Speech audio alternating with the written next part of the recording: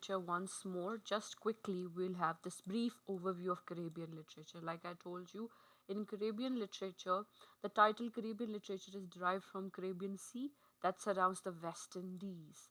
Considering the linguistic diversity, indigenous ethnic groups of this region, considering heterogeneity and cultural plurality of the region, critics consider presenting a general view of Caribbean literature a difficult task because there are so many countries and places that are included in it, such as Costa Rica, Panama, Belize, Mosquito Coast of Nicaragua, Caribbean Sea, and then they have also talked about European languages being the amalgamation of the native language and the foreign language, Spanish, English, French, Dutch, Portuguese. So, what was the result? The result had a very mix and match kind of a output, not only on the cultural level, not only on the thematic level, but also on the language level. So many backgrounds were mixed together, and therefore it's very difficult to actually define and discuss or put a boundary around Caribbean literature. It is that vast, and it is basically about the struggles of those heterogenic group of people and how they evolved as a group throughout, right? So now, if we go to this point, before we proceed further, let us briefly discuss some important terms in the context of Caribbean culture. First is Creolization. This is या creolisation, ये आपको already आप शायद कहीं linguistics में पढ़ रहे होंगे. It's a process of cross fertilisation, intermixture and aggregation of cultural elements through which American, European, and African customs, traditions, and languages have blended to yield new cultures in the Caribbean. And it is not only valid for cultural evolvement and mixing and matching, it is also valid for the language choices that they make, because they had to communicate with each other, they had to trade in between all of those people, they had to create a Creole language so that they can have a simple and smooth communication between different nations and people, and therefore Creolization is a major part of this Caribbean culture and literature.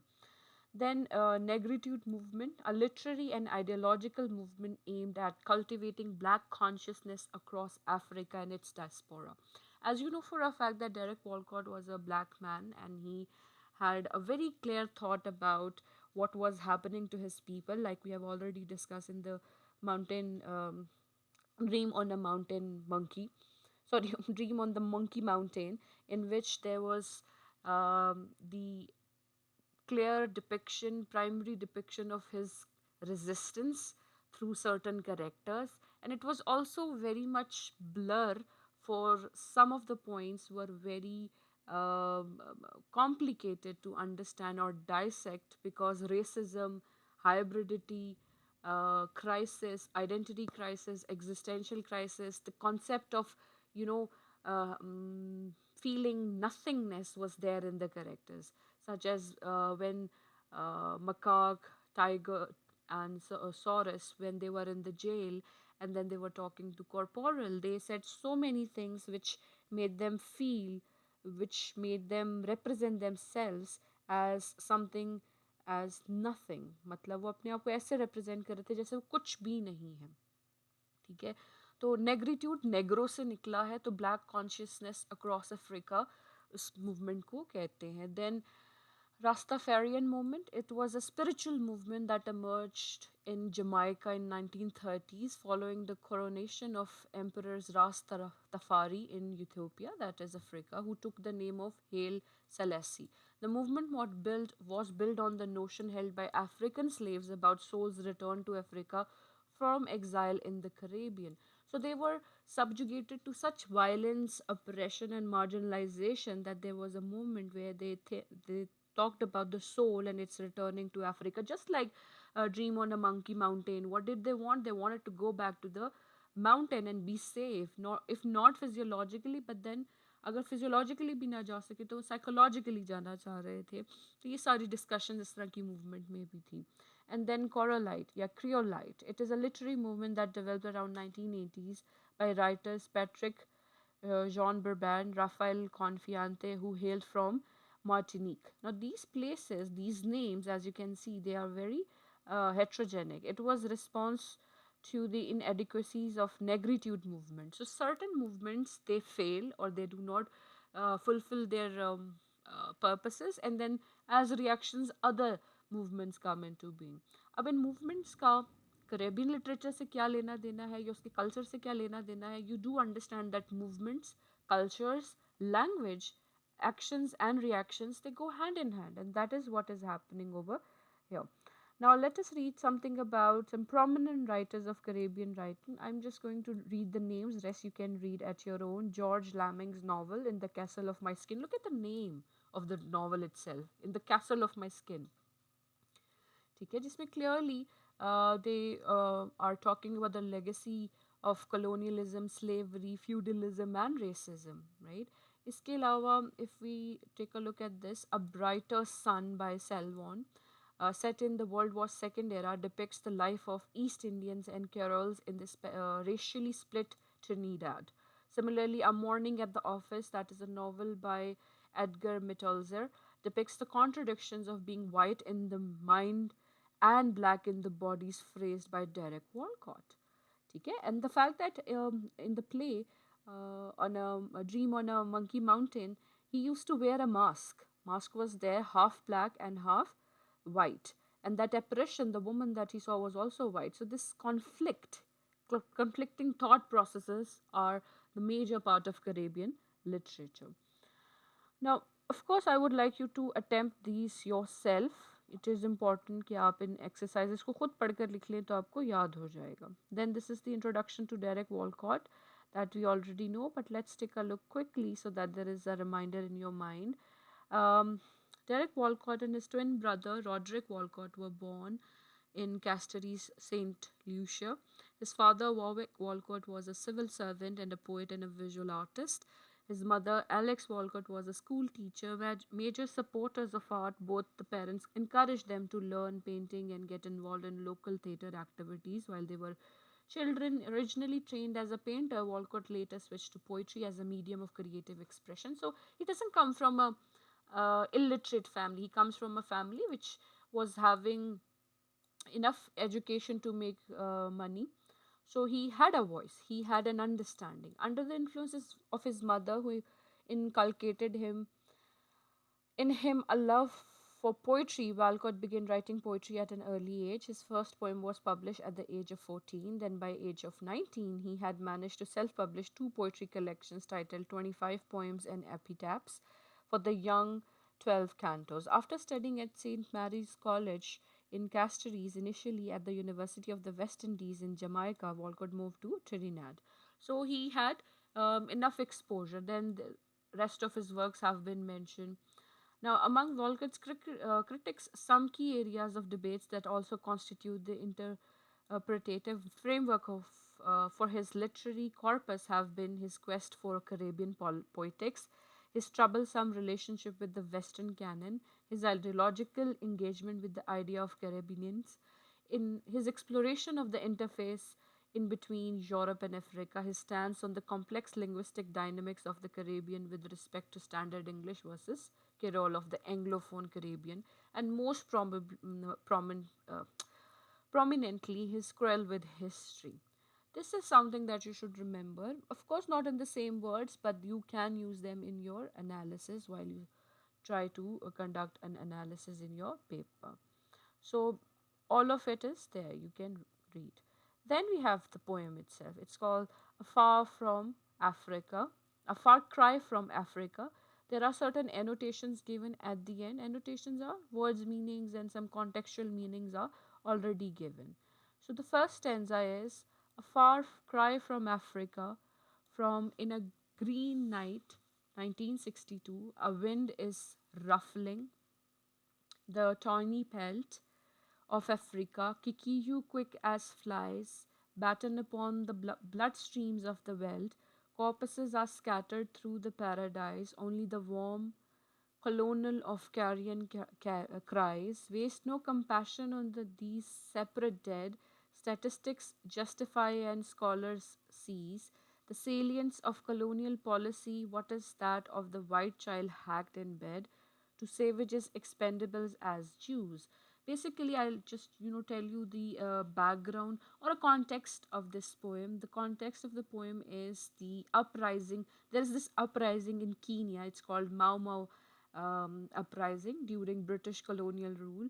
Now, Walcott is torn between what is happening between Africa and England, and this uprising had an impact on him. This uprising is associated with one particular person from Kenya who revolted against the British rulers of that time, and he fought for his people. So the poem is all about violence, colonialism, racism, guilt, identity, and divided loyalty, because the poet is torn between accepting his reality and thinking about his people and then seeing what is happening around him. So this Mau Mau um, uprising in Kenya is important context behind it. It is also called Mau Mau Rebellion, and this Mau Mau was a militant, एक army personnel था, and these were Kenyan fighters, and they were from Kikuyu community, and they wanted to go against British colonial rule, and they were fueled by, or they were triggered by, the land dispositions and inequality. They were displaced, marginalized, brutalized, abused, um, thrown away. So there were certain fighters, and these fights were led by them in the forest. The uprising triggered a brutal British response. ऐसा नहीं है there was no response, so they responded, including concentration camps were there. Now concentration camps are very bad. They are somehow, in most of the cases, inhuman. So there was torture, there was human rights violation, there was so many things were going on. So it is around the time of 1962 to 1963. What were the causes of this Mau Mau uprising? Because there was a large conflict over land, over ownership. The white people were taking the land away from these people, and they wanted to take it back. So they were called White Highlands, and many native Kenyans were pushed into overcrowded reserves, faced with forced labor and subjected to harsh colonial restrictions. So their land was taken away. They were dumped like flies, and they were treated like flies in that. So that was the conflict, that was the cause. So the suppression led to this, right? So ये background आपको बताना ज़रूरी था. As far as the title is concerned, the title is called A Far Cry from Africa. Now, far cry could mean long distance in physiological manner, and it could be, since we can, take it as a phrase, a far cry. This could be a painful plea, or a painful cry coming from Africa. Now, something is very different from Africa's true beauty and dignity. A far cry from Africa. So there could be three meanings. One is that there is a long distance. Second is there is this painful longing and cry coming from the far, far away, that is Africa. Or it could be something that Africa is better than the place that they are living in right now. So the title itself suggests distance, suffering, and emotional disparity and separation. Now, going back to the first stanza, the first line is Afar from Africa, from in the green night, a wind is ruffling the tawny pelt of Africa. Kikiyu, quick as flies, batten upon the blood streams of the world. A wind is ruffling the tawny pelt of Africa. Africa is being, compared to an animal. Pelt is a animal skin. Tawny is yellowish or custard colour को कहते हैं. इस तरह का colour होता है, उसको टॉयनी कहते हैं.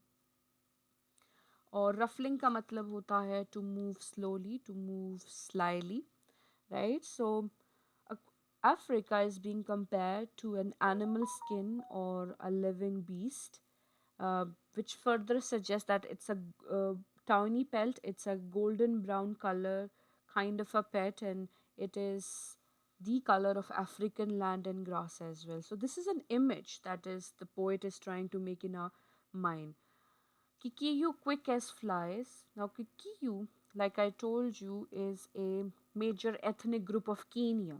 ठीक है, माओ माओ रेजिस्टेंस में एक एथनिक ग्रुप था जिसका नाम है किकियू. Now Kikiyu, quick as flies, batten upon the blood streams of the wealth. Batten upon, to feed greedily. They are, consuming or devouring um, it violently. Blood streams are streams of blood, right? The flow of blood, it is flowing across the land. Of the Veld is open grassland in southern or eastern Africa. So the Kikiyu over here is an ethnic group in Kenya, and they are compared to the flies, and they are feeding off the blood. They are there in the blood bath, and on an open grassland in Africa, the land seems soaked in blood. Okay.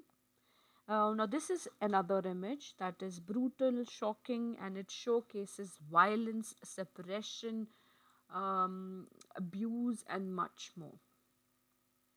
Then the next line is corpses are scattered through a paradise. Corpses, dead bodies, or here we can take it as death. So this is a very strong contrast that that the poet Derek Walcott is trying to portray over here, make over here. That corpses are laying around; they are scattered throughout the paradise. Now, paradise is a beauty. It's something that is the representation of innocence. So Walcott shows that how this violence, this colonial violence, is able to destroy a beautiful land, because before this he has talked about the bloodshed, blood streams, and he's talked about the ruffling and animal skin. So all these images, they show violence, distraught. Um, Moreover, it can show destruction as well. Only the worm, colonel of carrion, cries. Now, what is a worm? Worm मतलब कीड़े को कहते हैं. Look at the word choices that the poet has. Worm is usually a small creature, or here it represents death and decay. Colonel is a high military officer rank, जिसे हम colonel बोलते हैं, and only the worm, colonel of carrion, carries. So the worm is called the colonel of carrion over here. Now, this is the bitterness, the bitter tonality of the poem that the poet is trying to portray over here. That he's saying that even the worm is linked to war and rank. Even the worm is categorized on a certain designation. So, overall, this line represents that death has become um, a new normal. Death has become an organized crime or a military action. So there are cries all over. Then the next line is waste no compassion on these separate dead. Now, waste, as the name suggests, as itself, compassion is sympathy. So it criticizes, this line is able to criticize how people, they stopped seeing the dead as human beings. They just are suggesting to, they are showing no pity, sympathy for suffering at all. uh, and separate dead could represent people divided into different groups, possibly on race basis or the conflict basis. So um, there is this binary opposition being discussed over here, African versus European, separate dead. यानी white लोगों के dead अलग हैं, black लोगों के dead अलग हैं. So this line represents that the colonial part of the world says that people should not waste their sympathy and compassion to the separate dead. The dead of black color should not be mourned, or they should not be shown any compassion whatsoever. So this division, this binary is very much clear through this line, that is black versus white, colonizer versus colonized, African versus European. This binary opposition is very prevalent in making it a post colonial poem itself. So, furthermore, statistics justify and scholars seize the salient of colonial policy. So, statistics justify, which means that governments and official people, authoritative people, they have a number of excuses to afflict violence. They have colonial policies, they have the authority to seas. So these intellectuals, they discuss the main points of the policy, and then there are cold and detached as well. So Walcott over here is using his voice to criticize the academic people, the political language, and people in authority, that they are not expressing their uh, dislike or disapproval for this suffering. What is that to the white child hacked in bed, to savages expendables as Jews? Now, white child, as the name suggests, so the poem, its tone changes to a very personal and horrifying tone. A white child is murdered in bed. What is that to the white child hacked in bed? Hacked in bed simply means lying there in blood.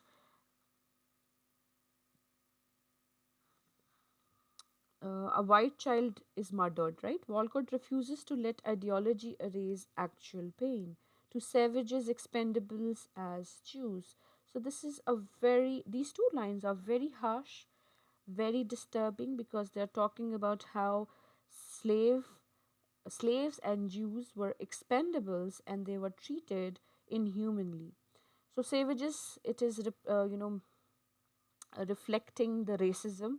It is reflecting the racist colonial language as well, which is usually used for Africans. And then expendables as Jews.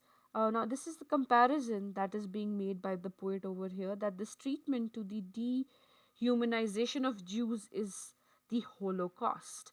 Now, Holocaust was again a very, very dark reality of history that created so many monsters, that created so many horrifying experiences and memories for people, specifically people who were marginalized, who were colonized. So Walcott shows by using these harsh words that racism makes lives seem disposable, like they are just like tissues. So, all in all, the first paragraph in the poem, the first stanza in the poem, sets the tonality for the poem, that is chaotic. It represents death and destruction. It also clarifies the settings as well, where it is happening, what is the background. So, that is what is being said in the first stanza. Then we have the second one. In second stanza, threshed out by beaters, the long rushes break in a white dust of abysses whose cries have wheeled since civilization's dawn, from the parched river to beast teeming plain. Again, a binary opposition is there, threshed out by beaters. Now, this showcases, or a threshold is being used by these beaters, abusers, likely to be hunters. And then there is this hunting scene where beaters are people who drive animals out of hiding. So, this line may symbolically suggest Africans being treated like those animals. They are driven out, hunted, forced into slavery, violence, abuse, and much more. In a white dust of abysses whose cries have wheeled since civilization's dawn. So, abysses are a kind of birds who are mostly associated with ancient landscapes. Now, their cries have these birds, they have cried, and it has these cries have always been there since the civilization came into being. So nature is being depicted, nature's imagery is being used in these two lines, and nature is old, it is ancient, and it is continuous. It's never ending. It is something that keeps on evolving and rebuilding and regrowing, unlike human politics is it has always been parched, it has always been stagnant, it has always been rude and harsh. From the parched river or the beast teeming plain, now Africa is shown as dry. Parched का मतलब होता है dry, vast and full of animal life. The land is ancient and primal, which means that it does have wildlife, and it does not have many urban built spaces, or safe spaces rather. The violence of beast on beast is read as natural law, but upright man seeks his divinity by inflicting pain. Now look at this line. It says the violence of beast on beast is read. So animal violence is seen as a natural law, as a common um, you know um, survival instinct. Now in nature, killing is part of life, and so is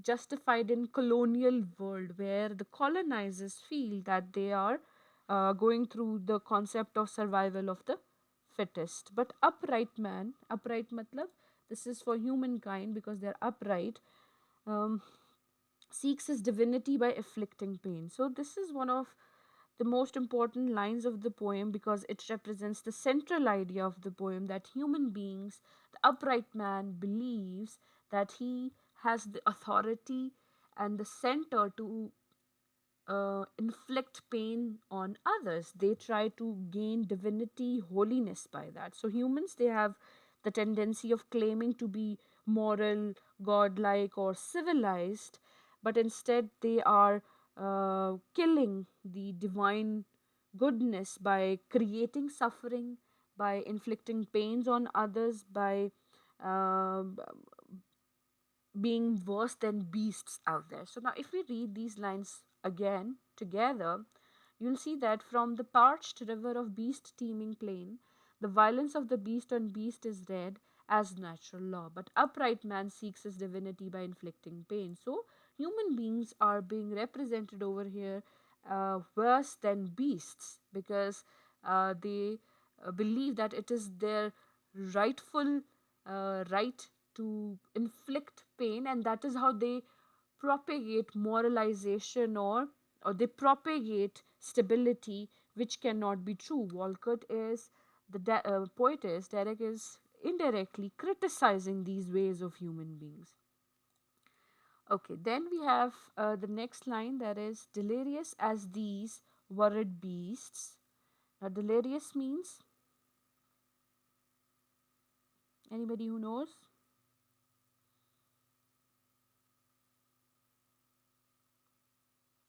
It means wild, uh, uneducated, unhinged, not controllable. So delirious as these worried beasts, his wars dance to the tightened carcass of a drum. Now, worried beasts, these are the troubled animals that they are referring to, and carcass are is a dead body of an animal. Drum is a musical instrument, and yeah, the rest of the lines should make sense. So humans, when they are in war, they are compared to the scared animals.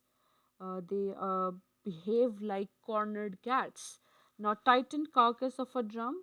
Now, drums are made of animal skin at that time, and wars, they were the dances to the death itself. So this image of violence, ritual, fear, conspiracy, and death is being depicted over here. White, while he calls courage still that native dread of the white peace contracted by the dead. Now, native dread is fear that is deep and instinctive, that is inbuilt. So, while he calls courage still the native dread, now, even though humankind tries to have some courage, his inbuilt, deep, instinctive fear will always overcome or overpower his clarity. Of the white peace contracted by the dead, which means that this peace is brought to the in the lives on the cost of human lives. In order to please one side of humans, the other side of humans are subjected to violence, degradation, death, ritual, abuse, uh, and much more. So Walcott, through these lines, the stanza is very powerful. He attacks colonial peace and as false and bloody, and that is exactly what happens. That these colonizers, they claim that they are there in order to improve the lives of these colonized people, to improve or provide safety to provide clarity, but that is not the way, because what they do or what they end up doing, they inflict pain rather than peace. So this second stanza focuses on human ways in which they believe that they are doing something good, but in doing so, in the process, they hurt one part of the world, the black people, and glorify the other part of the world, the white people. So this binary is very much there in this stanza as well. Then we have the third stanza, which is a very important and very, very strong stanza.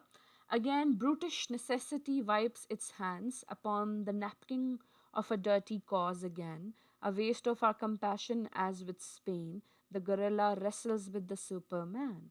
Now look at these word choices.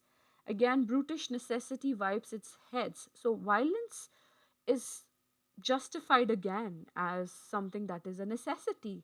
That is brutish matlab brutal. Upon the napkin of a dirty cause again. Dirty causes that it's a political excuse to inflict pain on others. It's a morally corrupt action of disrespect and displacement. So, this is the strong image of hypocrisy that the poet is trying to portray over here. Um, wipes its hands, which means कि अपने हाथ को clean कर लेता है. It doesn't want to. The colonizers, they don't want to be to live in guilt for destroying the native lands of other people. So what do? They wrap it in the words that it is a necessity in order to provide you with better future. Now the poet takes charge. He inserts himself into the conversation by using the first person pronoun. He says, I who am poisoned with the blood of both, where shall I turn? Divide to the vein. I who have cursed the drunken officer of British rule, how choose between this Africa and the English tongue I love? So now the conflict, the identity crisis, the hybridity, the mimicry, all those concepts of post colonial studies that we have discussed earlier are being represented through these lines because he's confused. The poetic persona is absolutely confused because he believes that he has been poisoned by this inheritance, which is a mixture of two types of people, two parts of the world, Africa and Europe. And it feels very, very conflicting for him. It is painful and it's not simple at all. So he feels internally divided by history. Where shall I turn, divide to the vein? So he's split at the deepest level, and even in his blood, he feels this creak and irk. To the vein emphasizes how personal and physical this conflict is.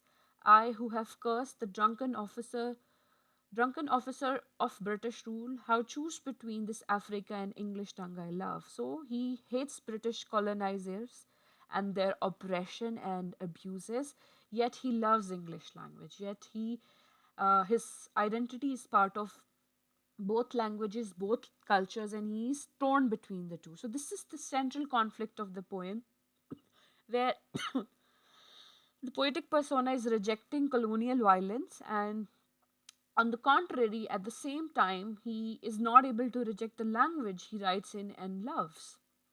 Basically, the concept of that thought and culture and language they go hand in hand. The Sapir-Whorf hypothesis is also applicable over here. That even if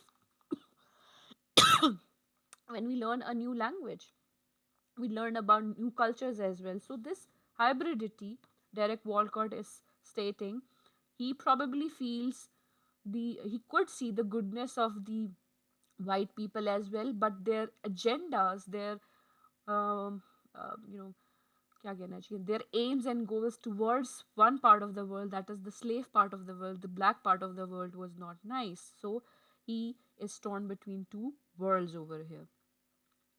Betray them both or give back what they give. Now that's very important. Again, a line of resistance. He's contemplating, he's thinking about giving it back to them. It's a rhetorical question. Okay, should he betray both of them or should he give back what they have provided them with? So If he chooses one side, he betrays the other one, so he's conflicted. And if he tries to reject both, then he loses himself altogether. So that is also a problematic solution. Now, this line shows the impossible position of a colonized writer with mixed identity, diasporic identity. Then the last two lines are very important. How can I face such slaughter and be cool? How can I turn from Africa and live? Now, he cannot remain emotionally detached or cold. It's a direct rejection of the political analysis that we have studied a little earlier. So, the final line is again a question. It's an unsolved, unresolved question. He cannot abandon Africa without losing a part of himself. And the poem ends with the painful note, a conflicting note, a unclear resolution altogether. Now, if we talk about the images in the poem, we do have violent images in the poem, such as blood streams of the well. That's a violent image. Then corpses are scattered, violence is being. So you can definitely, when you are going to discuss imagery in the poem, you can use visual images of these lines in order to talk about how gory, uh, deadly, and painful these images are. Then there was another line somewhere here, white child hacked in bed, which is dead in bed in the blood. Then a dead drum was there, a carcass of drum was also there.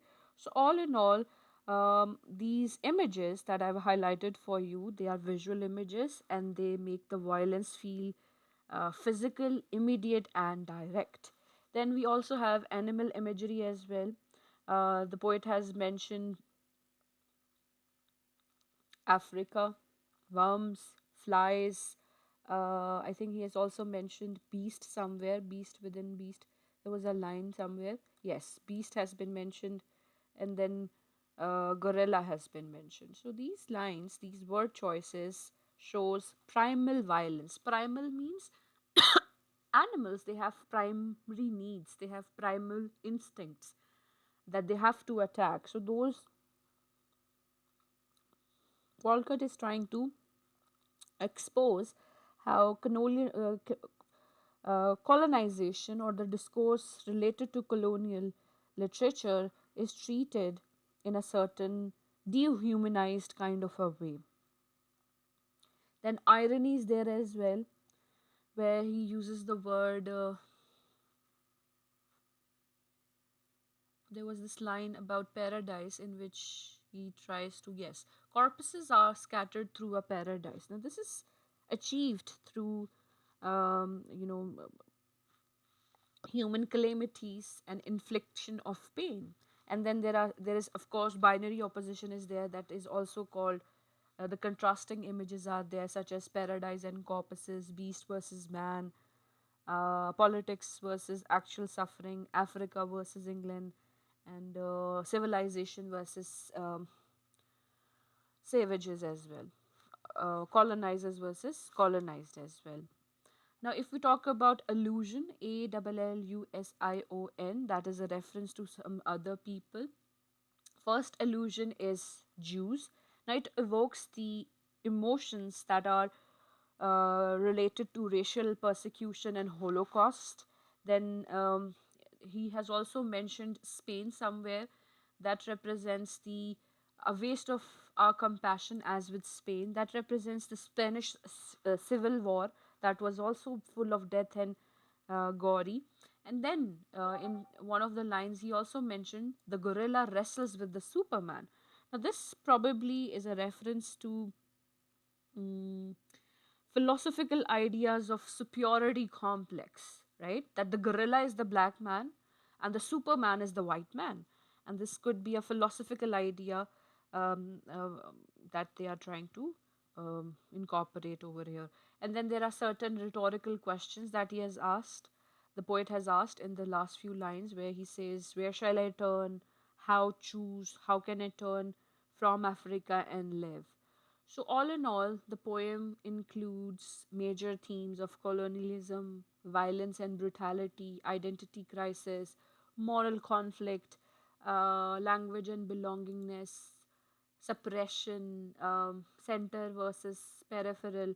All these are part of themes. And the tone is, in the beginning, it is um, bitter, it is cunning, angry. Then this imagery showcases this the tone, or these lines, they show conflict and sadness, and eventually, in the end, he is morally uh, bothered, he is disturbed. So it is quite personal in the end. The tone of the poem in the end is quite personal because he uses the word I over here. So, what is the central idea of the poem? That is a far cry from Africa.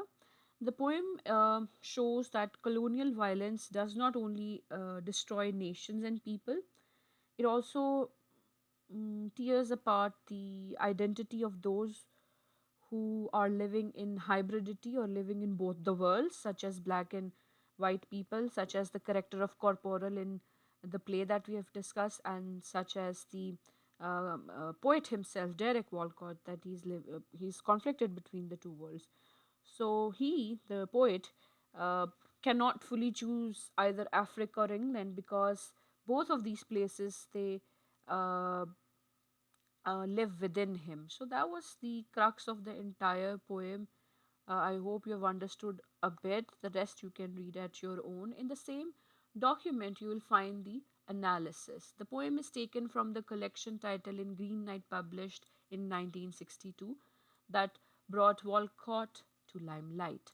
Search for Identity is the overreaching theme of the collection. A Far Cry from Africa is considered the most representative poem. The title of the poem is ambiguous as well as ironic and doesn't convey clearly the main theme of the poem. The theme of the poem is Walcott's conflicted feelings arising due to mixed racial lineage. The theme is explored through a recollection of Mau Mau uprising in Kenya during the rise of African nationalism against British and its violent consequences. The phrase "a far cry" is in the title literally means something that is different from what is expected. Figuratively, the word far also conveys the sense of long distance from Africa continent. It's the same thing that I've told you in the beginning, but it's written in a very compact manner, so you should read. The opening stanza of the poem recalls Africa ravaged by conflict between British colonizers and rebels of Kikuyu tribe. Here, African land is pictured as a tame animal skin being tousled by wind of violence and racial prejudice. Right. In the second stanza, presents a vivid account of topography of a pre-colonial Africa as an ancient civilization teeming with flora and fauna that has now become ridden with the strife due to colonization. Since the beginning of civilization, this land with sun-baked rivers as well the verdant plains teeming with beasts has been inhabited by people who thrashed out the grains, making the reed grows along the. So he's talking about in the second stanza that this land has always belonged to these people, but it has been taken away by the white supremacists. And the final stanza then brings out Walcott's own dilemma about his mixed racial identity. He begins by reiterating his remorse, his guilt at the cruel and violent ways of men deemed necessary in the instances of racial conflict. This necessity is personified. It is called brutish, who acts guiltlessly and wipes its hands clean of any remorse. Upon the napkin of dirty cause, though vaguely, Walcott makes a reference to Spanish conquest of the Caribbean island to emphasize the misuse of compassion on such violent upheavals where guerrillas come in conflict with the Superman. Having articulated the outward manifestations of racial conflict, Walcott then directs the focus to his own emotional turmoil, divided by his dual heritage, that is duality, the concept of duality, as both black and white blood flows through his vein, that is again ambivalence, hybridity, and identity crisis, let alone existential crisis. He feels troubled by his biological mixed ancestry. So, this distance is not only physiological, it is also psychological, it is also personal, it is also religiously triggered, and it is also socio-economic as well. This hatred for imperialism comes from in contradiction with love for English language. So he's confused. He realizes that imprecating the colonial officer does not diminishes his love for the English language. The poem ends with the rhetorical questions that iterate not only his dual heritage but also his dilemma. Should he refuse either of the heritage? But neither can he reject English nor dismiss the slaughter of African natives. So, Cooper in Language Beyond Mimicry, Language as Metaphor and Meaning in the Derek Waltz Uber states that Walcott poetry captures aesthetic problem peculiar to the Caribbean literature due to the linguistic heterogeneity of the region. His early work reveals seminal thematic preoccupation, a conflict of cultural values which is rooted in language. The two languages of his native Saint Lucia, the African French based Creole and Received Standard English, um, symbolizes for Walcott two radically opposed modes of perception. You can read the rest, of course, it's the same discussion that is going on. I hope you have understood some part of it, of course. The poem is not that difficult. Yes, the language probably for some of you is difficult, but I've shared the images, I've shared the words meanings as well. The basic story has been told to you. Analysis, I've read it already.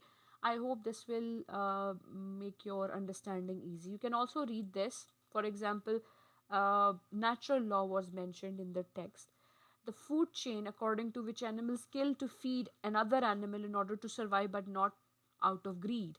So even in animals the law is this, but this is something that is missing in human tendencies. They are too brutish, they are too brutal to begin with. Okay. Okay,